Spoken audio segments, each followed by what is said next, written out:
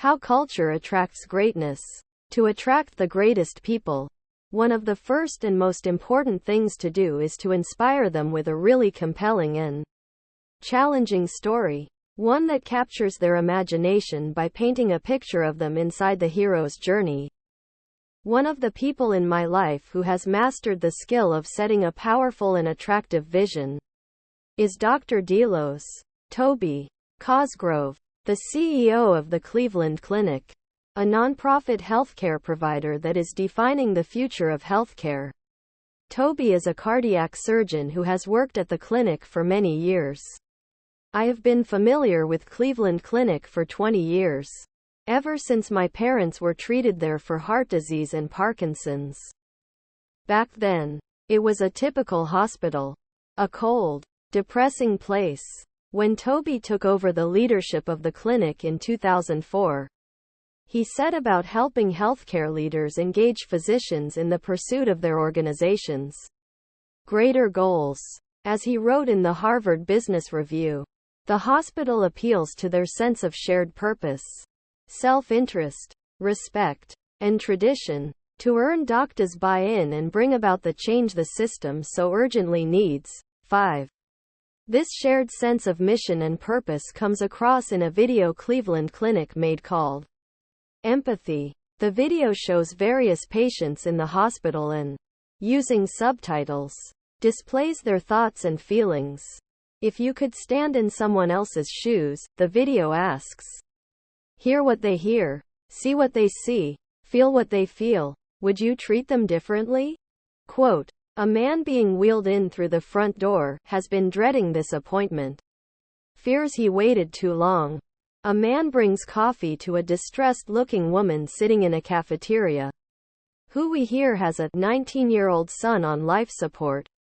A child and her mother who encounter a therapy dog in the hallway are visiting dad for the last time.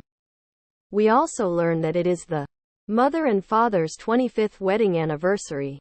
A doctor in an elevator just found out he's going to be a dad.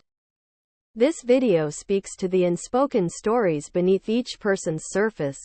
It is the opposite of the way we think of hospitals as sterile, perfunctory places that focus less on the humanity of the patients than on moving them through a system. It shows how Cleveland Clinic differs radically in its approach to healthcare. And it gives the people who work there, as well as patients, a completely new and much more humane horizon to aim for. An investment mindset and a powerful vision will bring greatness to your door. A winning culture will seal the deal. But creating that culture requires imagination. Only by building and celebrating unique elements of your culture can you hope to secure greatness. Once you attract the very best staff, you have to make sure they are happy at work. When people are unhappy at work, they feel resentful and unproductive. 6. Every year, Fortune magazine publishes its list of best places to work. And without fail, the same companies make the list.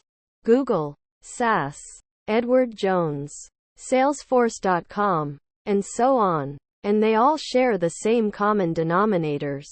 Not just good salaries, good working environments, and perks and rewards for good performance, but also lots of opportunities for people to express their passion and creativity and to move up the ladder. When people are happy and feel that their work is appreciated, their emotional contagion spreads, and everyone around them performs much better on the job. At Cleveland Clinic, every effort is made to view the hospital experience through the eyes of the patient, which doesn't just make everyone happy but also confers meaning to the people who work there. Beautiful artwork and music, including live performances on a grand piano, have helped make the place much more attractive and welcoming for both patients and employees.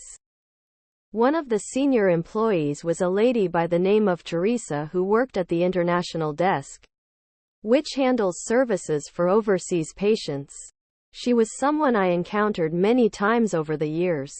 After Toby instigated cultural changes at the clinic, I noticed a shift in her.